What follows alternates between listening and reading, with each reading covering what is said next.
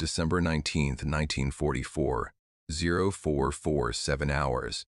Deep in the Ardennes forest, Belgium, Private First Class Vincent Romano is bent over 40 feet above the snow-covered ground, squeezed into the branches of a frozen oak tree. The temperature is 8 degrees Fahrenheit. The steel of his M1903 Springfield presses against his cheek, the metal so cold it burns through his wool face covering. Below him, ghost-like shapes move through the morning mist. He is watching 23 soldiers from the 12th SS Panzer Division move toward American lines. Romano has 6 bullets ready, but over the next 72 hours he will not pull back. He will fight a huge enemy force alone, claiming 87 confirmed kills without ever leaving this tree. He is about to rewrite the entire U.S. Army book on sniper rules, and he is going to face a court-martial for doing it. Through his Weaver scope, he follows the lead soldier at 800 yards. The German stops to light a cigarette, the flash of the match cutting through the gray fog. Romano breathes out, his breath turning to ice instantly in the air. His finger tightens. The rifle kicks back. The German falls sideways into the snow, the cigarette still burning near his hand. 22 targets remain. He doesn't know it yet, but that single shot has just started a count that will frighten an entire SS regiment. It is a stand that will break every survival rule in the handbook and prove a scary new truth. Sometimes the most dangerous weapon in war isn't the one that moves the fastest, it's the one that refuses to move at all. Romano broke every rule in the book to save his group. Before we show how he survived, please like and subscribe. It helps YouTube share these forgotten stories with the world. Vincent Romano was not made in a laboratory or trained in a military school. He was shaped on the rooftops of Red Hook, Brooklyn. Growing up 3 blocks from the waterfront, his world was defined by the roughness of the docks where his father unloaded cargo ships and the steady pace of a city trying to survive the Great Depression. While other neighborhood kids played stickball in the streets or drifted toward the local criminal crowd, Romano found his learning 50 feet above the pavement. By age 12, he was hunting pigeons with a borrowed .22 rifle, selling them to local restaurants for 15 cents each. It was on these tar-papered roofs that he learned the most important lesson of his life: patience. He spent hours studying the city and watching how heat waves changed distance at midday and how wind patterns moved through the urban canyons. He learned that pigeons have excellent eyesight and a quick survival instinct. If you move too fast, they scatter. To eat, Romano had to become part of the roof. He learned to slow his breathing, to ignore the itch of wool and the sting of the wind, and to stay still for hours until the perfect shot showed itself. Move slowly enough, he discovered, and they never see you coming. When he joined the Army 3 days after Pearl Harbor at age 19, the U.S. Army immediately saw his unusual talent. He qualified as an expert shooter on his first try, putting every single bullet inside the center circle at 300 yards. The Army sent him to sniper school at Camp Perry, Ohio, but what they taught there went against everything he knew about the art of the kill.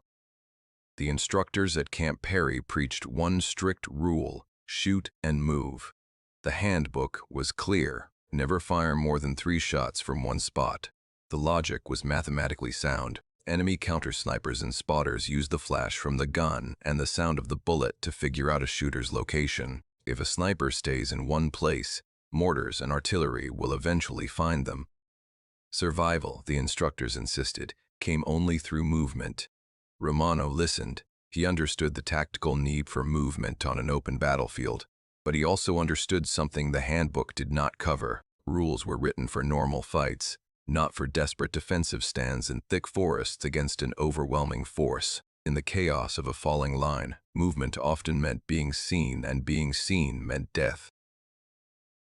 The Army trained him to be a hunter who ran after every kill, but on the rooftops of Brooklyn, Romano would learn that sometimes the deadliest hunter is the one who simply waits. The collapse began on December 16, 1944. In what would become Hitler's last desperate gamble in the West, 28 German divisions smashed into American lines held by only 4 divisions. The first impact was terrible. 41 German battalions struck 7 American battalions in the first 6 hours alone.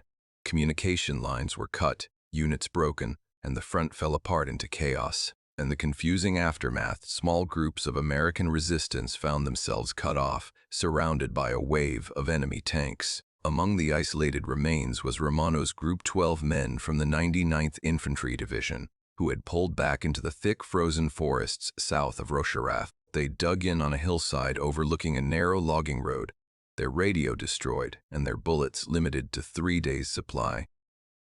Below them, the enemy poured through. These were not ordinary German army conscripts. They were the 12th SS Panzer Division, Hitler Youth, young but fanatical, experienced troops moving fast toward Mometi. The logging road had become a key path for the German advance, carrying a steady stream of foot soldiers, half-tracks, and motorcycle messengers.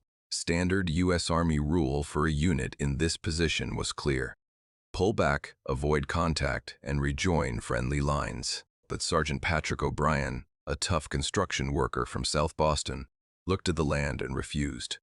The woods were full of SS patrols. As O'Brien figured it, movement equals contact, contact equals death. He ordered the group to stay hidden and let the Germans pass. Vincent Romano, however, saw something different in the road below. He saw a supply route that was weak. On the night of December 17th, he went to O'Brien with a plan that defied reason. "I can shut it down," Romano said, pointing toward the road. O'Brien looked at the private with disbelief. He reminded Romano of the training they had all received. Sniper rules say shoot and move. O'Brien said, "You stay in one spot, they'll find you. Mortars, artillery, counter-sniper. You'll be dead by noon." Romano did not flinch. "I can make that road useless," he argued, saying he could force the Germans to find another path and slow their entire advance. The sergeant stared at him, unlit cigarette in hand. "You understand what you're suggesting? Court-martial offense," O'Brien warned, disobeying standing orders. "I understand," Romano replied. O'Brien finally lit his cigarette. The desperation of their situation left few choices. "I'll deny this conversation happened," he said. "But if they come for you with mortars, you're on your own. I can't spare men to pull you out." Romano nodded. He had his permission, or at least a blind eye. He spent the next 2 hours in the dark, finding a huge oak tree 60 yards behind the group's position, getting ready to turn himself into a fixed target for the entire German army. In the darkness of the early morning hours, Vincent Romano prepared the spot that he knew might become his grave. He picked a massive oak tree 60 yards behind his group's border, climbing 40 feet into the branches until he found a spot where 3 thick branches crossed to make a natural platform. It measured only 3 feet by 4 feet. In this tight, frozen space, he tied himself to the trunk with parachute rope and arranged pine branches to break up his shape. He stacked 20 bullets within reach, placed his canteen, and accepted a grim reality. If heavy weapons aimed at him, there was no quick way down. Surrounded by big explosions, the sharp metal pieces would tear him apart before he ever hit the ground. Day 1 began at 6:47, with a false calm. The first targets were 6 SS soldiers walking south, rifles hanging, casually smoking cigarettes. They thought they were safe behind their own lines miles from American interference. Romano waited until they reached the middle of his kill area, adjusted his scope for a 3-mile-per-hour sidewind, and fired. The lead soldier dropped instantly. As the survivors scrambled into the snow, confused by the lack of a gun flash in the daylight, Romano worked the bolt. Within 90 seconds, 5 men were dead. Later that morning, a bigger group of 15 soldiers moved forward to investigate. They found the bodies on the road and gathered together to look at them. A deadly beginner mistake. Experienced soldiers spread out. These men grouped up, offering a thick target. Romano fired straight into the cluster. He worked carefully, dropping one man after another until the survivors broke and ran. By sunset on December 18th, the road was empty. Romano had fired 34 bullets and confirmed 29 kills. But by the morning of December 19th, the tactical situation changed. The Germans were no longer careless. They were hunting him. They sent a machine gun team 850 yards north to hold down his fire, and though Romano took out the crew, the fight gave the enemy exactly what they needed: a fix on his location. He had fired from the same tree for 36 hours. At 11:17 in the morning, the mortars came. Romano heard the special thump, thump, thump of 4 tubes launching 81mm shells. At this distance, the flight time was about 12 seconds. He pressed himself against the oak trunk, making his body as small as possible. The first group landed 40 yards short, sending sprays of frozen dirt and snow into the air. The Germans were walking the fire toward his tree. The second group hit just 20 yards away. The explosion shook the massive oak hard, breaking the branches above his head and raining bark pieces down on him. His ears rang from the blast pressure. The third group was calculated to be a direct hit. Romano waited 15 seconds, then 30. The explosion never came. Unknown to him, American counter-battery radar had found the German mortar positions and aimed 105mm artillery fire onto their location, forcing the enemy crew to run away mid-mission. Through pure blind luck, the tree still stood. Romano was alive, but the quiet that followed was heavy with the knowledge that the next attack would not be so forgiving. By the dawn of December 20th, 1944, Vincent Romano had been stuck to the oak tree for 64 hours.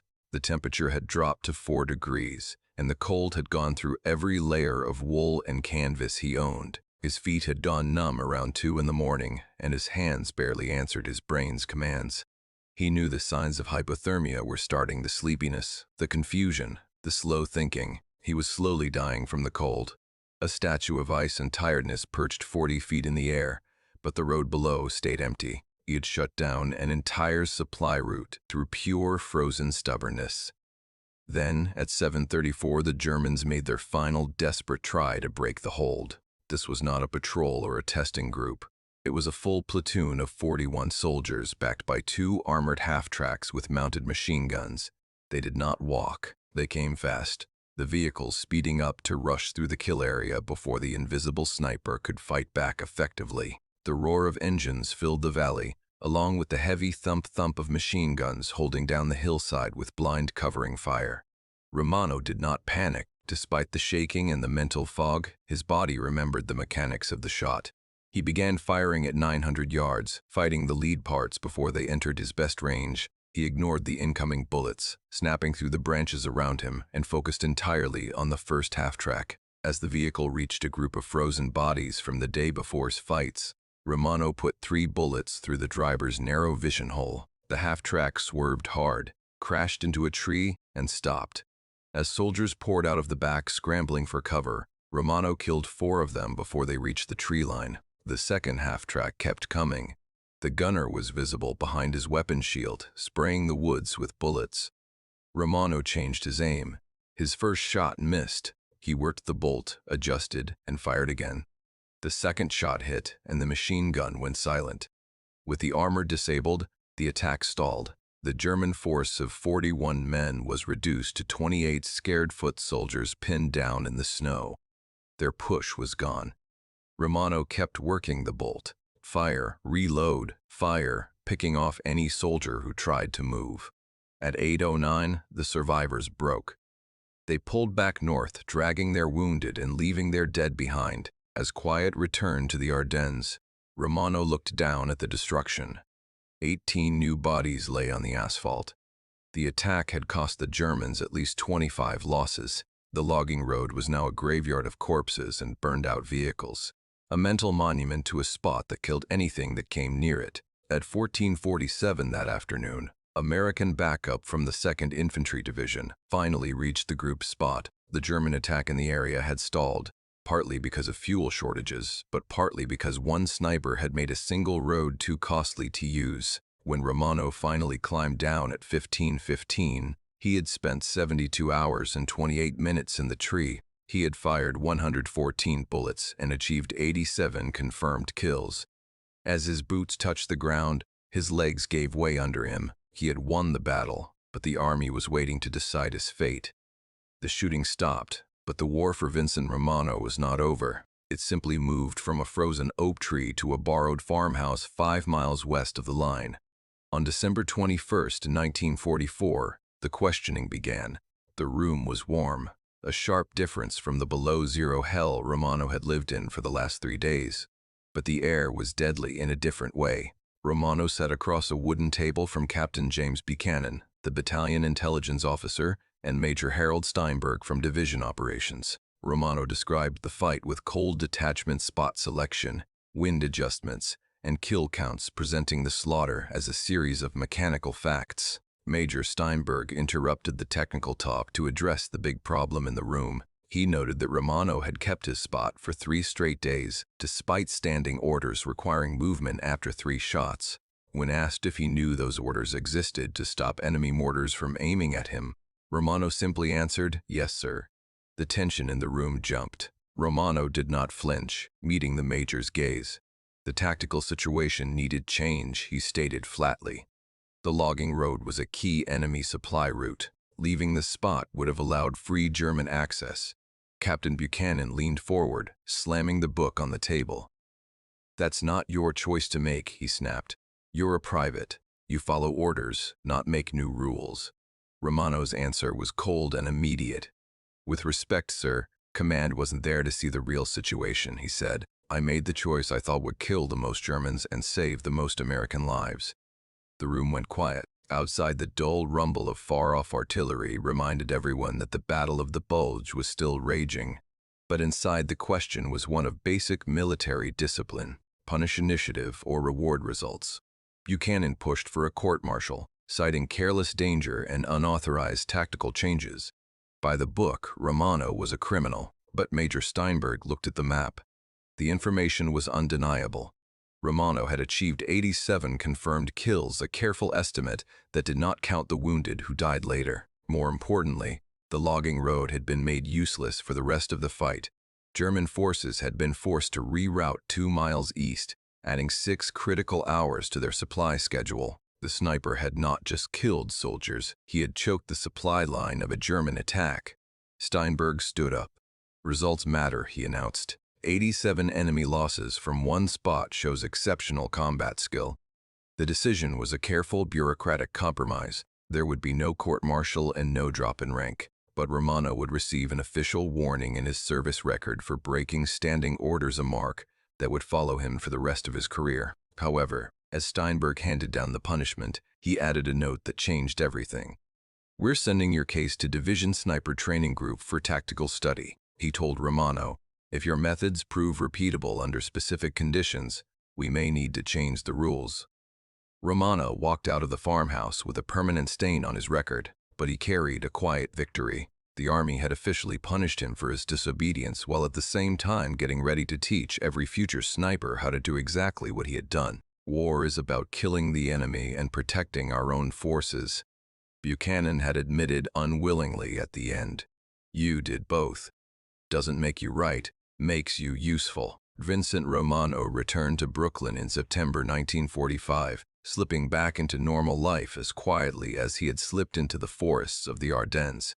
He did not speak of the war. When friends asked what he did in Europe, he simply said infantry and changed the subject. He refused his mother's tries to contact the local newspaper for a hero story, rejecting the title completely. Instead, he took a job as an airplane mechanic at LaGuardia Airport, spending the next 37 years fixing engines, careful, quiet work, where no one was shooting at him. He married, raised 3 children, and retired to a life of fixing cars in his garage, never once mentioning the oak tree or the 87 men who died beneath it. It was only after his heart stopped on February 3, 1997, that the truth finally came out. At the funeral, Patrick O'Brien, now 76 years old and walking with a cane, sat down with Romano's grown children. They knew their father only as a mechanic. They had no idea he was a legend in the 99th Infantry Division. When Joseph Romano asked what his father was like in the war, O'Brien did not hesitate. "He was the bravest man I ever met and the calmest," O'Brien said. "When everything went to hell, he stayed focused, did what needed doing." O'Brien then told them the story that had been buried for half a century: the frozen siege, the court-martial threat, and the impossible stand that saved their group. He explained that their father had risked his life and his freedom, not for glory, but because he saw a way to save American lives. The army eventually agreed with him, O'Brien told them, changed their rules based on what he did, but he never bragged about it, just went back to normal life like it was nothing. O'Brien was right. The proof had come quietly, buried in paper. In March 1945, the U.S. Army published a changed sniper rule. Hidden in Section 7, Subsection 3, Paragraph 4, was a new order. In defensive spots with confirmed friendly support and good land, snipers may keep still spots beyond normal 3-shot limits if they keep checking the enemy counter-sniper danger. It was legal permission to do exactly what Romano had done. The handbook cited combat study from winter 1944 to 45 operations, but it contained no names. There was no mention of the Brooklyn kid who killed pigeons on rooftops, nor the warning he received for saving his unit. The Army had punished the man, but adopted his method.